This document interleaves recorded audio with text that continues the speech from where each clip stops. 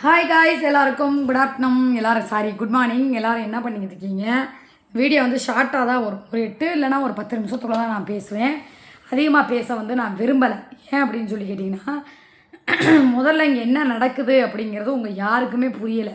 உங்கள் யாருக்குமே எனக்கே புரியலை. நேற்று கூட அவர் லைவ் போட்டதில் ஏதோ பேசியிருந்தாராம், தேவையில்லாமல் அந்த பிள்ளைய சாதனா பிள்ளையெல்லாம் இழுத்து பேசும்போது நான் பிடிச்சி நேற்றே நான் சொல்லிட்டேன். இன்னொரு வாட்டி சத்தியமாக நான் சொல்கிறேன், இன்னொரு வாட்டி பொம்பளைங்களுக்குள்ளே பொம்பளைங்க அடிச்சுக்கிறாங்க பேசிக்கிறாங்கன்னா விட்டுரு, அதை அவங்களே அடிச்சுக்குவாங்க. பொம்பளைன்னு போயிடும். நீ பொம்பளைங்க விஷயத்துக்குள்ளே போகாத. ஏதாவது அப்படி இப்படின்னு பிரச்சனை வர மாதிரி தான். ஏன்னா நான் பிரச்சனையை உருவாக்கக்கூடாது, முடிச்சுட்டு நம்ம அடுத்த கட்டத்துக்கு போகணுங்கிறது தான் என்னோடய மைண்டு தாட். இதை தான் நான் 2-3 நாளாக பேசிக்கிட்டு இருக்கேன். நீங்கள் எல்லாருமே பார்த்துருப்பீங்கன்னு நினைக்கிறேன். ரெண்டாவது வந்து இப்போ நடந்துக்கிட்டு இருக்க 2 பேருக்கு நடக்கக்கூடிய சண்டையை கூட நீங்கள் பார்ப்பீங்க. நான் நிஜமானமே சொல்கிறேன், அதுக்குள்ளே இன்வால்வ் ஆகலாம் எனக்கு விருப்பமும் கிடையாது. இந்த இவங்க பிரச்சனை அவங்கள்ட்ட பேசுகிறது, அவங்க பிரச்சனை இவங்கள்ட்ட பேசுகிறது எனக்கு தேவையில்லை. ஏன்னா இன்றைக்கி அடிச்சுக்குவாங்க, நாளைக்கு சேர்ந்துக்குவாங்க, நாளைக்கு அடிச்சுக்குவாங்க, நாளான்னைக்கு சேர்ந்துக்குவாங்க.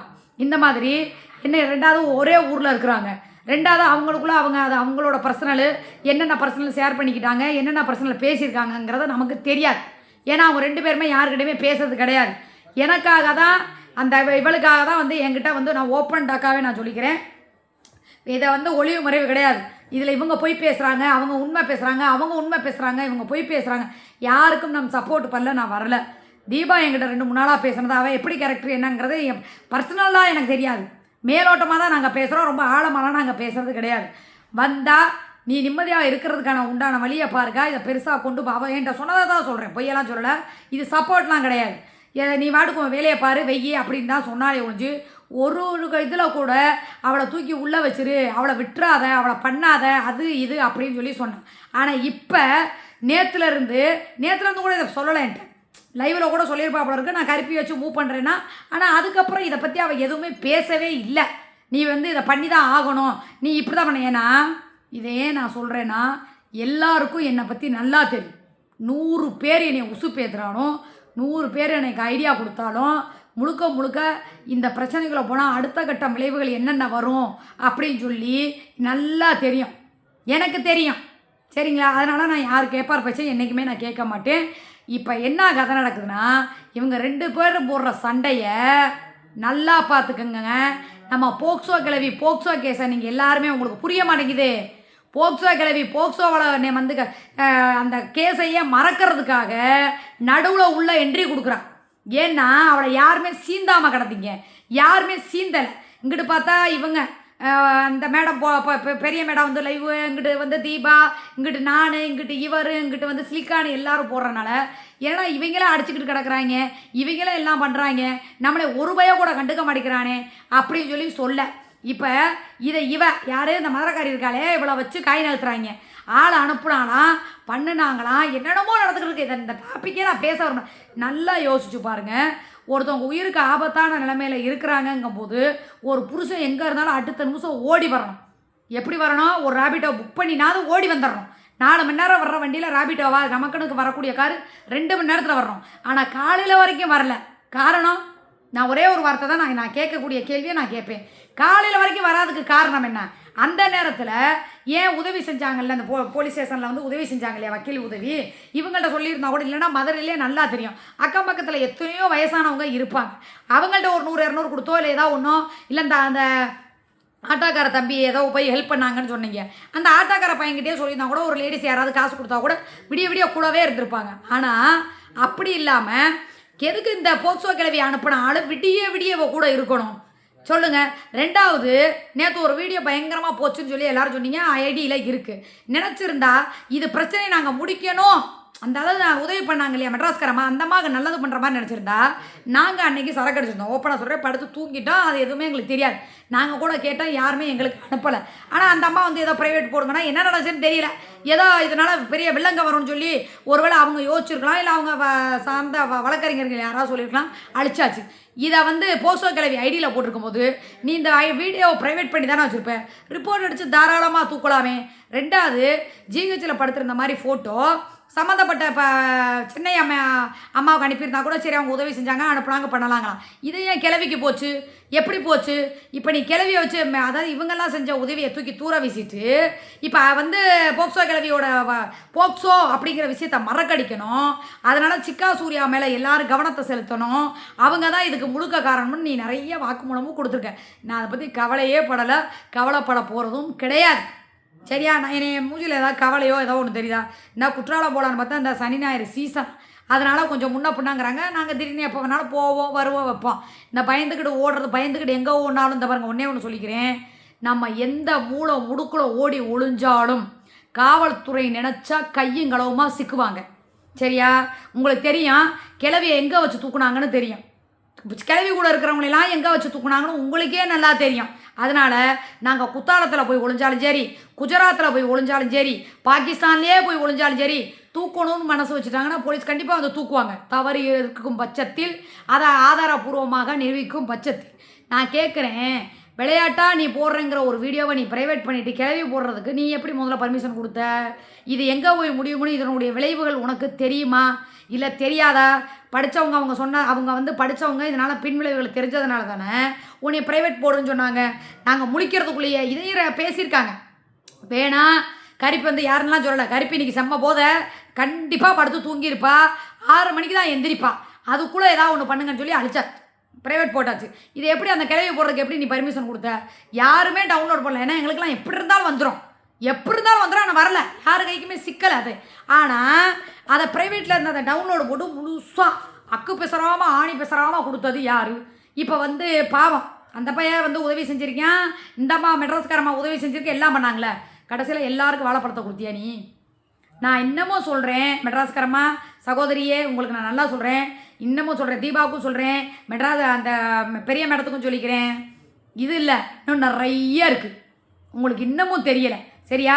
இவ எவ்வளோ பெரிய கருணாகணும் எனக்கு தெரியும், சுற்றிலும் என்ன நடக்குதுன்னு எனக்கு தெரியும், எல்லாமே தெரியும். நான் ஏன் அமைதியாக இருக்கேன் பேசாமல் இருக்கேன்னா, இந்த இப்போ இன்னமும் சொல்கிறேன், இந்த சூன்னு காட்டாதீங்க. காட்டுறதுக்குலாம் அந்த சுப்பு பயப்பட மாட்டான், புரியுதா? தப்பு செஞ்சால் இப்போயும் சொல்கிறேன், தப்பு செஞ்சால் துணிஞ்சு போய் நின்று மன்னிப்பு கேட்க தயங்கவே மாட்டேன்.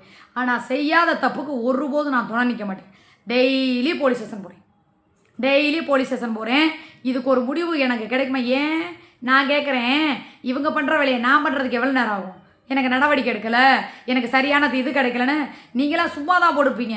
நான் மெயினாக எங்கே போட்டுட்டு போய் உட்காரணுமோ அங்கே உட்காருவேன். அதெல்லாம் சும்மா. சரியா? அந்த அந்த அந்த இதுக்கெல்லாம் நான் போக மாட்டேன். ஏன்னா நம்ம மற்றவங்கள பயமுடுத்துகிறோம் அப்படிங்கிற விஷயத்தை தாண்டி அவங்க இந்த உதவி பண்ணியெல்லாம் எடுப்பாங்க. நான் ஒரு காலத்தில் பார்த்துருக்கேன். இதை எப்படி இந்த விஷயம் கூட எனக்கு தெரியும்னா, என்னைய ஒரு பையன் ஒன் சைடாக லவ் பண்ணான். இது வந்து என்னை பார்க்குற பழைய ஆளுகள் தெரியும், உங்களுக்கு மீடியாக்குள்ளே இருக்கவங்க தெரியாது. அப்போ என்னை ஒன் சைடாக லவ் பண்ணுறப்ப அவன் வந்து என்ன பண்ணிட்டான், அந்த இது ஒன்று சாப்பிட்டுட்டான். ஏன் முன்னாடி தான் இந்த ஓசெல்லாம் உள்ளே விட்டு ஏதோ இந்த தொண்டைக்குள்ளே விடுவாங்க பொழுது, சோப்பு நுரை இருக்குது பார்த்தீங்களா, சோப்பு நுரை, அதை கரைச்சி புனலை வச்சு ஊற்றுவாங்க. எப்பா அதை அன்னைக்கு நினச்சி பார்த்தேன்.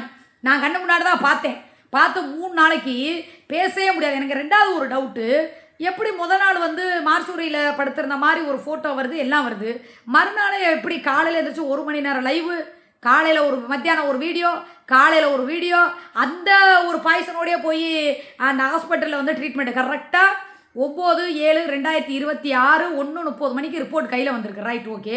முதல் நாள் வந்து இப்போ மாத்திரை சாப்பிட்டு மார்சூரியில் படித்து எல்லா ட்ரீட்மெண்ட் எடுத்தவங்க எப்படி உடனே ஆஸ்பத்திரிக்கு போக முடியும்?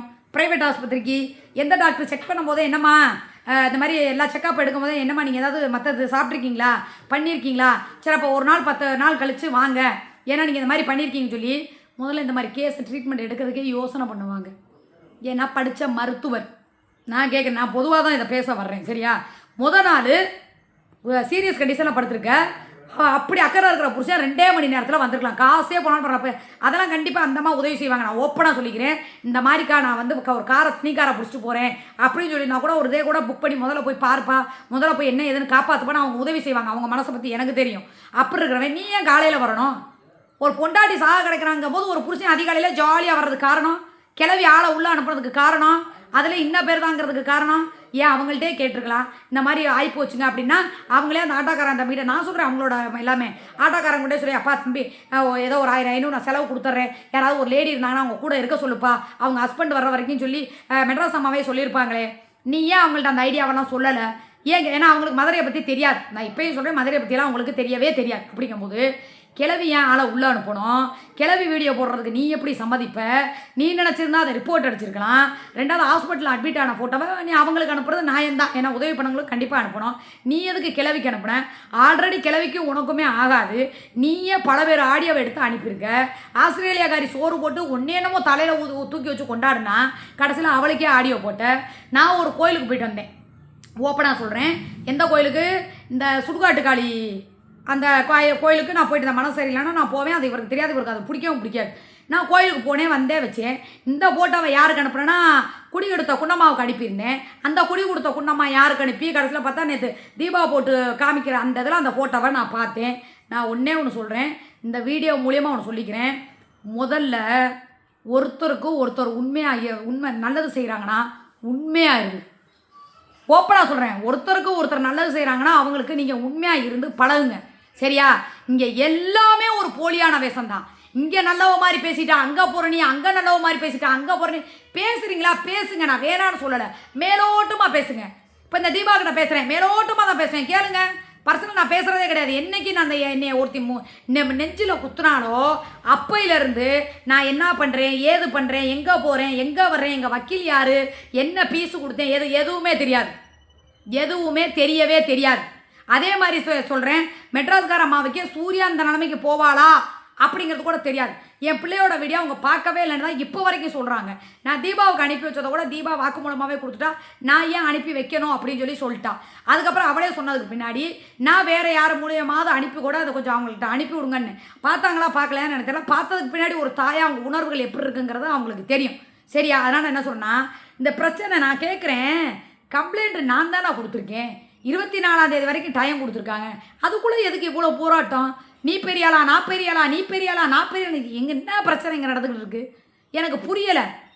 நான் கேட்குறேன், வேலையே இல்லையா?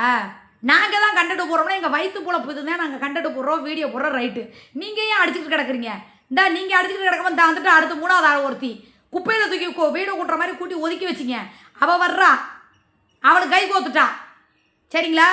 நீங்கள் நினைக்கிறீங்க நம்மளை பற்றி தான் நான் பேசுனது தான். இந்த என் நெஞ்சில் குத்துனவ இருக்காளே ஒருத்தி குடி கெடுத்த குண்டம்மா, அந்த குடி கொடுத்த குண்டம்மா எல்லாமே கொடுத்துருப்பா, இது மட்டும்தான் அவள்கிட்ட இருக்குன்னு நீங்கள் நினைக்கிறீங்க. நீங்கள் பேசுகிறது எல்லாமே அவகிட்ட இருக்கும். நல்லது செஞ்சவங்களையும் சொல்கிறேன், கெட்டது செஞ்சவங்களையும் சொல்கிறேன், எல்லாரோட ரெக்கார்டும் அவகிட்ட இருக்குது. அந்த தூண்டி கருப்பு மேலே சத்தியமாக சொல்கிறேன், நீங்கள் வாட்ஸ்அப் காலில் பேசுகிறேன்னா அறிவாளியாக நினைப்பீங்க. வாட்ஸ்அப் காலில் பேசுனாலும் ரெக்கார்டும் முழுக்க நீங்கள் படித்தவங்களை கண்டு வேணால் டீசெண்டாக போடாமச்சு இதெல்லாம் ஒரு இதான் இருப்பீங்க. இவனும் சரி கிளவியும் சரி பக்கா கிரிமினல். இதை நீங்கள் நம்ப மாட்டேங்கிறீங்க. நான் பகையாக இருந்தாலும் சொல்கிறேன், வேணாங்கிறேன், நீங்கள் கேட்க மாட்டேங்கிறீங்க. நம்ம நல்லது தான் செஞ்சுருக்கோம், நம்ம காப்பாற்றிருக்கோம், நம்ம எல்லாம் பண்ணியிருக்கோம் நீங்கள் நினைக்கிறீங்க. இதே ஒரு நாள் நீங்கள் ஃபீல் பண்ணி, மெட்ராஸ்காரமாக உங்களுக்கு சொல்கிறேன், நீங்கள் ஃபீல் பண்ணுவீங்க, உங்களை பண்ண வச்சிருவா. இவ காரியவாதி, கூட பழகிற நட்பையே பேச விட்டு ஆடியோ எடுத்து கிளவிக்கு கொடுத்த அந்த ஒரு சாம்பிள் போதும் உங்களுக்கு. நட்பு தப்பே செஞ்சால் கூட மறைக்கணும். இந்த இருக்கா பாரு கூட்டி கொடுத்தா குருவமா என்னைய போட்டு கொடுத்தா இருக்கா பார்த்தீங்களா உங்கள்கிட்ட, அந்த மாதிரி. நான் அதனால தான் யாருமே நம்புறதில்ல. அதனால் நான் என்ன சொன்னால், ஏன் பிரச்சனை. ரெண்டாவது நேற்று அவள் போட்ட வீடியோவை ஆதாரமாக எங்கெங்கே கொடுக்கணுமா நான் எல்லா பக்கமும் கொடுத்துட்டேன், சரியா? இதற்கு பெயர் என்ன தெரியுமா? நீ படுக்கிற குழியை நீயே தோண்டிட்ட. எத்தனை பேர் வந்தாங்க விட்டு தொலை சொல்லி, இதுக்காக அந்த அம்மா கூட என்கிட்ட பேசலை. அந்த அம்மா கூட என்கிட்ட எந்த இதுவுமே வக்கீல் மூலியமா அது மூலியமா அதுக்கு அந்த அம்மாவுக்கு இந்த பிரச்சனையே கிடையாது. உன்னை காப்பாற்ற நல்ல வேலை தான் அந்த பையன், இவங்க 2 பேரும் சேர்ந்து உன்னை காப்பாற்ற தான் செஞ்சாங்க. ஆனால் இதுக்காக நிறைய சப்போர்ட் பண்ணது தீபா. நான் அதை ஓப்பனாகவே சொன்னேன், இது தீபாவுக்கு சப்போர்ட்லாம் கிடையாது. கடவுள் மேலே சத்தியமாக்கா விடுக்கா, இருக்கிற பிரச்சனையை பார்த்துட்டு அடுத்த வேலையை போய் பாருக்கா. ஏக்கா நியூஸு ப்ரெஸ்ஸர் சொல்லி, ஏன் இல்லைன்னா நான் ப்ரெஸ்ஸு நியூஸுக்கெல்லாம் போவே தெரியாதா, எனக்கு பண்ண முடியாதா? சரி போய் தொலையுது, சரி என்ன தேவை இது பண்ண போகிறேங்கிறா, அது பண்ண போகிறாங்க, இவதான் பிடிங்க என்ன பண்ண போகிறோம் அப்படின்னு சொல்லிட்டு அவங்களும் நானும் போலீஸ் போ 2 நாள் கழிச்சு வா, 2 நாள் கழிச்சு வா, ஏன்னா என்னோட அந்த கோவங்கள் ஆரட்டும்னு சொல்லி தான் அவங்களும் சொல்லி எவ்வளவோ. உண்மையாலுமே சொல்கிறவா, அந்த அம்மா மாதிரி ஒரு நல்ல மனுஷன் யாரும் கிடையாது. இதை காம்பர்மேஸாக தான் கொண்டு போகணும். ஏன்னா மைனர் பையனை பேசியிருக்காங்க போது காம்பர்மேஸாக கொண்டு போய் 2 பேருமே என்கிட்ட நல்லா இருந்துட்டு போகிறாள்கள்னு சொல்லி நினச்சது அந்த அம்மா, அந்த காவல்துறை இன்ஸ்பெக்டர் அம்மா. அதனால தான் என் கோபத்தை கூட இன்னும் எனக்கு கோபம் குரலங்கிறேன்னு நான் போகிறேன்னா 2 நாள் கழிச்சு வா, என்ன 2 நாள் கழிச்சு வா, இன்னையோட எத்தனை நாள் ஆச்சு? டெய்லி நான் போய்கிட்டு இருக்கேன். ஏன்னா என் வீட்டு பக்கத்தில் தான். அந்த அம்மா என் கோபம் என்ன குறையலைங்கிறத மனசு, ஏன்னா அதிகாரி இல்லை, அதிகாரியை வந்து தெரியும் எப்படி யார் என்ன மனநிலை வர்றாங்கன்னு. இன்னும் என் கோபம் குறையலைங்கிறத தெரிஞ்சுக்கிட்டவங்க 2 நாள் கழிச்சு வா, 2 நாள் கழிச்சு வா, 2 நாள் கழிச்சு வா, ஏன்னா என் மனசு சாந்தி அடையலைங்கிறது அவங்களுக்கு தெரிஞ்சு அவங்க அவ்வளோ தூரம் வந்து விட்டாங்க. வேறு ஒருத்தவங்களாக இருந்திருந்தா என்ன பண்ணியிருப்பாங்கன்னு எனக்கு தெரியும். ஒரு வழக்கறிஞர்களுக்கு இந்த வீடியோவை அனுப்புவோமா, இதை என்ன மாதிரி கொண்டு போவாங்கன்னு பார்ப்போமா, நான் கேட்குறேன். எனக்கு தெரியாது. சரியா? அதனால் நான் என்ன சொல்கிறேன்னா, இப்போயும் சொல்கிறேன், நல்லதுங்கிற பேரில் நீங்கள் எல்லோரும் நினச்சி பண்ணுறீங்க. அது நீங்கள் படுக்கிற குழியே நீங்கள் இன்னும் தோன்ற குழியில் நீங்கள் விழுக போகிறீங்க. விழுந்துக்கிட்டு இருக்கீங்க. இங்கே யாரும் நீங்கள் உண்மையாகவே இல்லை. நான் ஓப்பனாக சொல்கிறேன், இல்லை. நான் ஒரு விஷயத்தில் பட்டுட்டேன்னா அதோடு ஸ்டாப் பண்ணிடுவேன். பேசுவேன், பேச மாட்டேன்னா சொல்ல, பேசுவேன். ஆழமாக பேச மாட்டேன், வரவு செலவு பேச மாட்டேன், எங்கே என்ன பண்ணிக்கிட்டு இருக்கேன்னு பேச மாட்டேன். ஏன்னா ஒருத்திக்கிட்ட பட்டிருக்கல, அப்போ எனக்கு புத்தி இருக்கணும்ல. சோறு தான் நான் திங்கிறேன். படிக்காத கூமுட்டை தற்கூரி பட்டிக்காட்டுக்காரினாலும் எனக்கு அது தோணும், யார்கிட்ட எப்படி இருக்கணும், எப்படி பேசணும், என்ன மாதிரி பண்ணணுன்ட்டு. ஆனால் நீங்கள் ஏன் போய் சிக்கிறீங்க? நீங்கள் போய் ஏன் நல்லது செஞ்சு கெட்ட பேர் எடுத்துக்கிறீங்க? இன்றைக்கி நீங்கள் செஞ்ச நல்லதெல்லாம் ஒரு மூலையில் போயிடுச்சு. அந்த நொடியில் அந்த நிமிஷத்தில் கடவுள் மாதிரி வந்து நின்னது யாருன்னு எனக்கு தெரியும். அங்கே என்ன நடந்துச்சு. ஓப்பன் ஸ்டேட்மெண்ட்டாக நான் எல்லாத்தையும் அவுத்து விட்டு போயிருவேன். இன்றைக்கி யார்கிட்ட போய் கூட்டணி வச்சுருக்கா? அதே கிளவி உங்களை என்னென்ன பேசுனா? ஒரு நிமிஷம் யோசிச்சு பாருங்கள். சென்னை சகோதரியே, நீங்கள் ஒரு நிமிஷம் யோசிச்சு பாருங்கள். இவ பேசினா, சரி இவளுக்கு யாரும் இல்லை, அந்த நாய்க்குட்டி எல்லாம் மன்னிச்சு விட்டீங்க. இதே இந்த கிளவி, இந்த போக்சோ கிளவி உங்களை என்னென்ன பேசுனா? அவகிட்ட இவ போய் கூட்டணி வச்சுக்கிட்டு ஆள் அனுப்புனேன், அந்த மேடம்னு சொல்லி பேரை சொல்லி மேடம்ங்கிறாளே, அப்போ உங்களுக்கு மனசு குத்தலையா? என்னடா அது, நம்மளை எவ்வளோ பேச்சு பேசுகிறவ இன்றைக்கி அவகிட்டே போய் இது பண்ணியிருக்கா. நம்ம இவ்வளோ தூரம் நல்லது. இதை நான் பொதுவாக தான் பேசுகிறேன். உங்களுக்கு தப்பாக தோணுதா என்னன்னு தெரியல, பொதுவாக தான் பேசுகிறேன். உங்களுக்கு தோணலையா? ஒருத்தவங்க நம்மளை தப்பாக பேசுகிறாங்க, அவங்கள்ட்ட அவாய்ட் பண்ணி சுத்தமாக இது பண்ணிடணும் அப்படிங்கிறது தேவையில்லையா? ஒன்றே ஒன்று தான் சொல்லுவேன், ஒரு வாட்டி உடஞ்ச கண்ணாடி ஒட்டாது. ஒரு வாட்டி ஒரு நட்பு மாறுச்சு அப்படின்னா திருப்பி அந்த நட்பு அதே மாதிரி பழையபடி வராது. என்னைக்காக இருந்தாலும் அவங்க நம்ம மேலே ஒரு கங்காணா வச்சுருப்பாங்க. நான் ஒரு கிராமத்து பிள்ளையாக சொல்கிறேன். ஒருத்தர் நமக்கு துரோகம் பண்ணிவிட்டு நமக்கு வந்து நெஞ்சில் குத்திட்டு போயிட்டு திரும்பி நம்மக்கிட்ட வர்றான், ஐயோ மன்னிச்சுக்க, உன்னை பற்றி தெரியாமல் போச்சு, இப்படி அப்படி அது இதுன்னு அழுது நடித்து நாடகம் போட்டு எல்லாம் பண்ணி வருவான். ஆனால் அவன் பழி தீர்க்கணும் தான் வருவானே ஒழிஞ்சி, அவன் உங்களுக்கு நல்லது செஞ்ச பாவத்துக்கு பரிகாரம் தேடி வரமாட்டான், பழி தீர்க்கத்தான் வருவான். இதை நான் அனுபவப்பட்டிருக்கேன். அதனால் இப்பயும் சொல்கிறேன், 2 பேருமே அது உங்களோட தனிப்பட்ட விஷயம். நீங்கள் 2 பேர் என்ன பேசுகிறீங்க, என்ன பண்ணிக்கலாம் எனக்கு தெரியாது. சரியா? அதனால் இந்த விஷயத்தில் காப்பாற்றினது ஒரு பங்கு நல்ல நன்மை உங்களுக்கு இருக்குது. இதை பெரிய லெவலுக்கு கொண்டு போகாத, மீடியா லெவலுக்கு கொண்டு போகாதங்கிற பங்கு தீபாவுக்கு இருக்குது, அந்த நன்மையும். ஆனால் உங்கள் 2 பேருக்குமே டகால்ட்டி காமிச்சிட்டு, உங்கள் 2 பேர்த்துக்குமே தண்ணி காட்டிட்டு, அவள் போய் இப்போ வந்து போக்சோவோட கூட்டணி வச்சுருக்கா பார்த்தீங்களா? இது எங்கே போய் முடியும்? என்னென்ன ஆக போகுது? என்னென்ன நாளைக்கு இந்த அம்மா தான் என்னை இப்படியெல்லாம் பண்ணிச்சு பேச வச்சுச்சுன்னு சொல்லி அப்படியே உங்களுக்கு பெல்ட்டி அடிக்கிறதும், இந்த தீபாங்கிறவ தான் எல்லாம் பண்ணான்னு சொல்லி அப்படியே பெல்ட்டி அடிக்கிறதும். இவ பண்ணலைன்னா அதுக்கப்புறம் மட்டும் நீங்கள் வேடிக்கை பாருங்கள். நான் சொல்கிறது எதுவுமே நடக்கலைன்னா நீங்கள் எல்லாருமே என்னை என்ன வேணாலும் பேர் வச்சு கூப்பிட்டுக்கோங்க. நான்லாம் பட்டு பழகி, நீங்களாம் யாரையும் பார்க்கலம்மா மெட்ராஸம்மா, நீங்கள் யாரையுமே பார்க்கல. நான் பார்த்துருக்கேன், பழகியிருக்கேன், சோறு தொட்டிருக்கேன். இவெல்லாம் இன்றைக்கி தான் உங்களுக்கு தெரியும். நாங்கள் டிக்டாக் காலத்துலேருந்தே பார்த்துருக்கோம். உங்களே நேரில் பார்த்துருக்கேன், தீபாவை நேரில் பார்த்துருக்கேன், இவளை பார்த்துருக்கேன், எல்லோரையும் பார்த்துருக்கேன், பழகியிருக்கேன், சோறு தின்றிருக்கேன். எனக்கு தெரியும். நான் ஏன் நேற்று லைவை கூட நான் எதுவுமே கண்டுக்காத மாதிரி கொண்டு போனேன், தேவையில்லை. இப்போயும் நான் சொல்கிறேன், இது என்ன தெரியுமா, நொங்கு தின்ன ஓடிட்டான், நோண்டி தின்ன நீங்கள் எல்லாரும் மாட்டிக்கிட்டு இருக்கீங்க. சரியா? அதனால் உங்களுக்கு என்ன தோணுதோ சொல்லுங்கள். நான் சட்டப்படி என்னென்ன பண்ணணுமோ அதை பண்ணிவிட்டு போய்கிட்டே இருப்பேன். என் சேஃப்டி என்னென்னவோ நான் சட்டப்படி தான் போவேன். வன்முறையெல்லாம் கையில் எடுக்கவே மாட்டேன். சட்டப்படி, நியாயப்படி, தர்மப்படி என்னென்னவோ அந்த ப்ராசஸில் நான் போய்கிட்டே இருப்பேன். நான் அந்த அதை போட்டுரு இப்படியே வாக்குமூலம் கொடுக்குறது, இதை வச்சு மிரட்டுறது, இதை அதை வச்சு அந்த மிரட்டுறேன் நான் மிரட்ட மாட்டேன். சீச்சி, அதெல்லாம் சில்றத்தனம், சல்லித்தனம். சரியா? அதெல்லாம் நான் பண்ண மாட்டேன். சட்டம் இருக்குல்ல, சட்டம் இல்லாமல் இருந்தது தான் நம்ம கேள்வி கேட்கலாம். சட்டம் இருக்குல்ல, நம்மக்கிட்ட நியாயம் இருக்குல்ல. உட்காந்துக்கிட்டு நான் என் அண்ணன் பிள்ளைய பேசுகிறேன்னா வர சொல்லு, நான் போய் நிற்பேன். எது அந்த அண்ணன் பிள்ளை வர சொல்லு. அப்படியே நான் இனிமேல் என் கருப்பியவோ அவனது மகனையோ சம்மந்தமாக நான் பேச மாட்டேன் அப்படின்னு கொட்டத்தில் எழுதி கொடுத்துருக்கேன். ஆதாரம் இருக்கே. என் மையன் தான் காலேஜ் போகிறேன், சுட்டு விளையாடுறோட இந்த பிள்ளைகளுக்கு பூரா தெரியுமே. அதனால் சட்டப்படி சந்திச்சுக்கலாம், வேறு எதுவும் நான் பேச வரும்ல. ஓகே, உங்களை தான் அவங்களெல்லாம் 2 பேரையும் பேச மாட்டேன். உன்னை விட எனக்கு நல்லா நடிக்க தெரியும், நான் நிறைய நடிப்பேன். புரியுதா? பார்த்துக்கலாம் வா.